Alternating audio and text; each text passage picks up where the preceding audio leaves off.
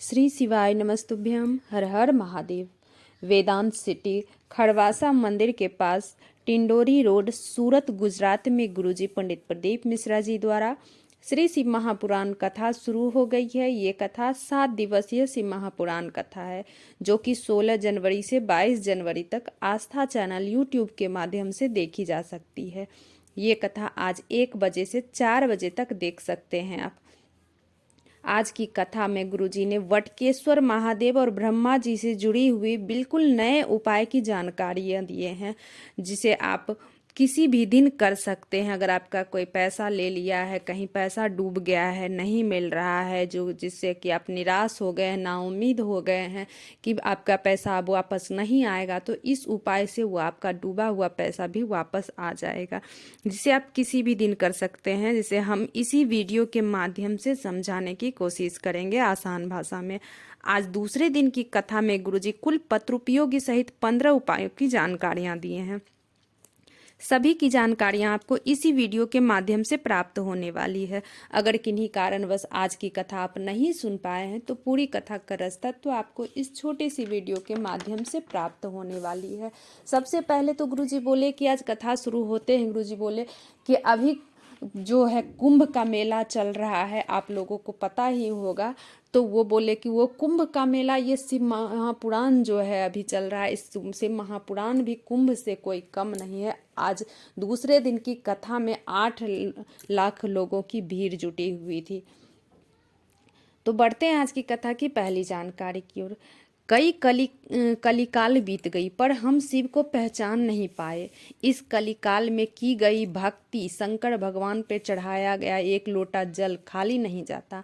आप अगर शंकर भगवान की भक्ति सुन रहे हैं, शिव महापुराण कथा आप सुन रहे हैं, तो वो खाली नहीं जाते। आपने अगर कोई अच्छे कर्म किए होंगे तो महादेव आपको अपने शिवालय बुलाते हैं। 1 लोटा जल आपसे ले रहे हैं और इसका फल आपको महादेव जरूर देते हैं। थोड़ा समय लग सकता है, पर निष्फल नहीं जाएगा 1 लोटा जल आपका। बढ़ते हैं आज कथा की दूसरी जानकारी की। बूढ़े बुजुर्ग पुरानी बातों से चिंतित रहते हैं, युवान आने वाली कल क्या सोचते हैं, चिंतित रहते हैं, पर बच्चे क्या माता पिता की या दादा दादी की डांट मार को याद रखते हैं? कोई चिंता नहीं करता, क्योंकि बच्चे सोचते हैं कि मेरे माता पिता मुझे कुछ नहीं होने देंगे। वो सारी डांटे, सारी मार भूल जाते हैं अगले दिन। आप लोग को भी यही सोचना है कि मेरे बाप महादेव बैठे हैं मेरी चिंता करने के लिए। आप भविष्य पुराण की बात याद रखो कि आपकी जब उम्र बढ़ती है ना, तो आप अपने से बड़े से मिलते रहिए, बातें करते रहिए, तो आपको कभी लगेगा ही नहीं कि आप बूढ़े हो गए हो, आपको कभी चिंता ही नहीं होगी। बढ़ते हैं आज की कथा की तीसरी जानकारी की ओर। गुरुजी बोले, उपहार देकर, खिलौने देकर बच्चों को केवल खुश कर सकते हैं। बच्चे को देना ही है तो आप अच्छे संस्कार दो, जिससे बच्चा पूरा जिंदगी खुश रह सकता है। 4 भूमि और जहाँ पर शंकर भगवान माता पार्वती के साथ सत्संग करते हैं। बढ़ते हैं आज की कथा की अगली जानकारी की। वो 4 भूमि है जहाँ पर शंकर भगवान ने माता पार्वती के साथ सत्संग किए थे। भगवान माता पार्वती के साथ सत्संग कहाँ कहाँ किए थे? तो पहला जो स्थान है, वो अमरनाथ की गुफा में सत्संग किए थे भगवान भोलेनाथ माता पार्वती के साथ, और 2 पक्षी उस सत्संग का श्रवण कर रहे थे।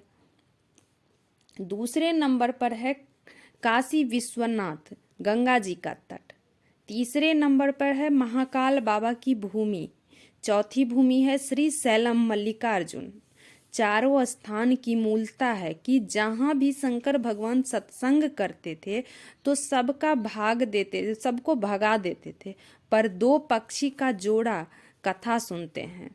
जो कि अब पहला गुफा जो अमरनाथ गुफा है, उसमें 2 पक्षी का जोड़ा वो कथा श्रवण करते हैं। जो सत्संग भगवान शंकर भगवान भोलेनाथ माता पार्वती के साथ जो सत्संग करते हैं, वो कथा 2 पक्षी का जोड़ा श्रवण करते हैं। दूसरे नंबर पर ऋषि सत्संग करते हैं।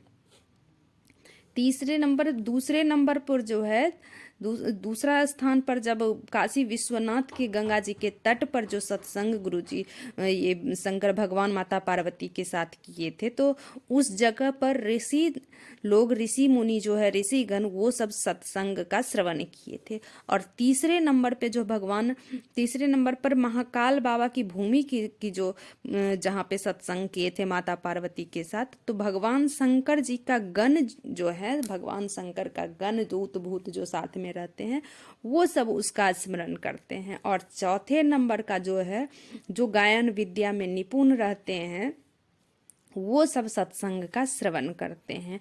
तो चार जगह पर भगवान शंकर माता पार्वती के साथ सत्संग किए हैं, और चारों की अलग अलग विशेषता है जो कि मैं आपको वीडियो के माध्यम से बताई हूँ। अगर आप ना समझे तो दोबारा भी आप सुन सकते हैं। तो बढ़ते हैं आज की कथा की तीसरी जानकारी की ओर। आप जिस समय कथा सुनने बैठते हो, जिसका चिंतन मनन आप कथा सुनने समय करते हो उसका कल्याण हो जाता है। इसलिए कथा सुनते समय आप जो भी कामना लेके बैठते हो, जो भी जिसका भी चिंतन मनन करते हो तो उसका कल्याण होता है, आपकी कामना भी पूर्ण होती है। इसलिए कथा में प्रयास करें, अच्छी चीज़ें मांगो, कभी बुरी किसी का मत सोचो। बढ़ते हैं आज की कथा की चौथी जानकारी की ओर। प्रत्येक नवयुवक से गुरुजी बोले, अगर आप लोग नवयुवक के मन में कोई प्रश्न उठे तो अपने माता पिता से पूछो, अपने से बड़े अपने घर के बुजुर्गों से अपने प्रश्न का उत्तर पूछो। बढ़ते हैं आज की कथा की छठवीं जानकारी की ओर। अनीता जी पत्र लेकर आए। गुरुजी, आपके चरणों को कोटि कोटि नमन है। इंदौर में एक दिन की शिव चर्चा हुई थी, मैं सुनी थी। उस शिव चर्चा में बाबा से विनय की कि मेरी बेटी का जॉब लग जाए, और आपकी बात मानकर मेरी बेटी अपनी मेहनत को 4 गुनी की। आप कथा में कहते हो कि अपनी मेहनत को 4 गुनी कराओ, फिर बाबा पे जल चढ़ा के एक बेलपत्री चढ़ा के एग्जाम देने जाओ। तो मेरी बेटी वही की, मेरी बेटी अपनी मेहनत को 4 गुनी बढ़ा दी और बोली कि अगर मेरा जॉब नहीं लगेगा तो मैं प्रदीप मिश्रा जी को जाके एक लेटर लिखूंगी, जो कि बाबा सब सुनते हैं, बाबा ये करते हैं वो करते बोलते हैं। अगर मेरा बाबा नहीं सुने तो अगर प्रदीप मिश्रा नहीं पढ़ेंगे पत्र तो मैं खुद स्टेज पे जा करके वो पत्र पढ़ूंगी।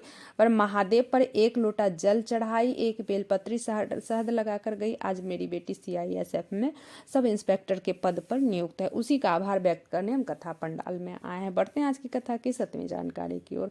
गुरुजी बोले, घर में रखे शिवलिंग को छोटा मत समझो, घर में रखे शिवलिंग ज्योतिर्लिंग के बराबर है। बढ़ते हैं आज की कथा की 8वीं जानकारी की ओर। मीरा जी पत्र लेकर आई। गुरुजी, मेरा पति के लीवर में गठान होने के कारण उनकी मौत हो गई थी।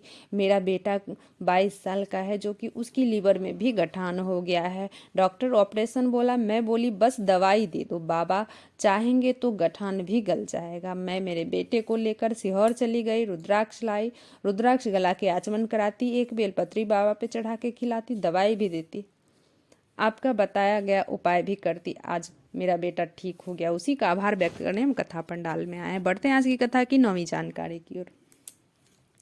ब्रह्मा जी झूठ बोले थे जो उनका सिर कटा था। भगवान भोलेनाथ का जो नख से उत्पन्न किए थे अपने दूत भूत से आज्ञा दे करके, वो ब्रह्मा जी के झूठ बोलने के कारण ब्रह्मा जी का सिर काटा गया था, जिससे कर्म नासा नदी प्रकट हुई थी। ब्रह्मा जी के कटे सिर से वटकेश्वर यानी कि वट का वृक्ष प्रकट हुए थे। अगर आपका कोई पैसा लेकर चला गया है, नदी नहीं दे रहा है, तो वह वृक्ष में वटकेश्वर महादेव के नाम से, जो वट का वृक्ष है, वट के वृक्ष में वटकेश्वर महादेव के नाम से 1 लोटा जल चढ़ा देना, आपका पैसा वापस मिल जाएगा। जब वट वृक्ष उत्पन्न हुआ था ब्रह्मा जी के सिर से, तो उसी समय वटकेश्वर महादेव नाम पड़ गया था उस वट वृक्ष का, तो इसीलिए वटकेश्वर महादेव के नाम से इस उपाय को करना है, तो आपका डूबा हुआ पैसा भी वापस मिल जाएगा। बढ़ते हैं आज की कथा की 10वीं जानकारी की ओर। अगर आप व्यापार कर रहे हो तो आप घर से जब भी निकलते समय आपके घर के मंदिर में जाकर जो भी देवी देवता हैं, महादेव हैं, उनके चरणों में शीश नवाएं, फिर अपने व्यापार पर जाएं। आने के बाद फिर आप अपने मंदिर में जाकर नमन कीजिए और बोलिए आपकी कृपा से आज मेरा व्यापार अच्छा रहा। बढ़ते हैं आज की कथा की 11वीं जानकारी की और सोनी जी पत्र लेकर आई। बाबा का मैं क्या वर्णन करूं, मेरी शादी को 10 साल हो गए। मेरा परिवार सब इलाज कराए, IVF कराई, सब कुछ हुआ, पर निराशा ही हो गई। किसी ने आपकी कथा सुनने को बोली, तब मैं 2022 में बड़ौदा की कथा सुनी। पंडाल की धूल पेट में लगा लेती, माथे पे लगाती, बाबा से विनय की कि बाबा मेरी सुनी गोद भर दो। जल चढ़ाना प्रारंभ की, बाबा पे विश्वास रखी, आंकड़े के जड़ का प्रयोग की, सिहोर गई, कंकड़ शंकर की पूजा की। बाबा की कृपा से 23/7/2024 को मुझे संतान की प्राप्ति हुई है। गुरुदेव जितनी देर कथा पंडाल में बैठती उतनी देर बाबा से अपने मन की बात कहती थी। उसी का आभार व्यक्त करने हम कथा पंडाल में आए हैं। बढ़ते हैं आज की कथा की 12वीं जानकारी की और गुरुजी बोले, वन बूढ़ा होता है, मन बूढ़ा होता है, तन बूढ़ा होता है, सत्ता बूढ़ा होता है, पर कर्म बूढ़ा कभी नहीं होता है। जो कर्म किए हो वही मिलेगा। कर्म कहाँ बूढ़ा होता है। ताकत, तन, सत्ता, वैभव बूढ़ा होगा, होने दो, पर कर्म को कभी बूढ़ा मत होने दो। कर्म अच्छा करो तो कल तुम्हारा अच्छा होगा। बढ़ते हैं आज की कथा की 13वीं जानकारी की और सोनी जी पत्र लेकर आई। मेरे पति को दांत में दर्द था, डॉक्टर के पास गई, डॉक्टर बोला दांत निकालना पड़ेगा।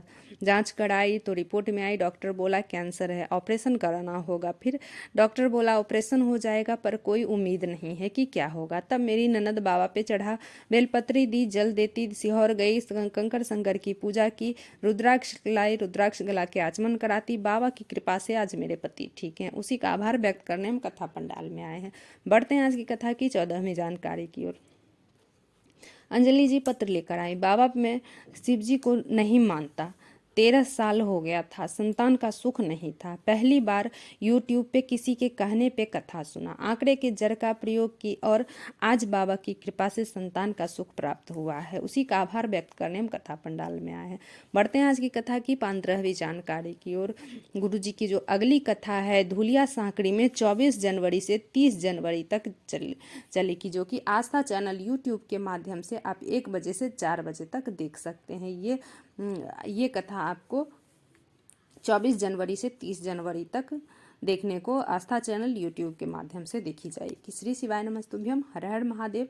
दोस्तों अगर वीडियो से जुड़ी हुई कोई भी आपको जानकारी चाहिए तो कमेंट बॉक्स के जरिए पूछ सकते हैं। मेरे चैनल पर नए हो तो सब्सक्राइब कर लो, बेल बटन प्रेस करना ना भूलना, ताकि मेरे ऐसे वीडियो की नोटिफिकेशन सबसे पहले आप तक पहुँच सके। श्री शिवाय नमस्तुभ्यम, हर हर महादेव।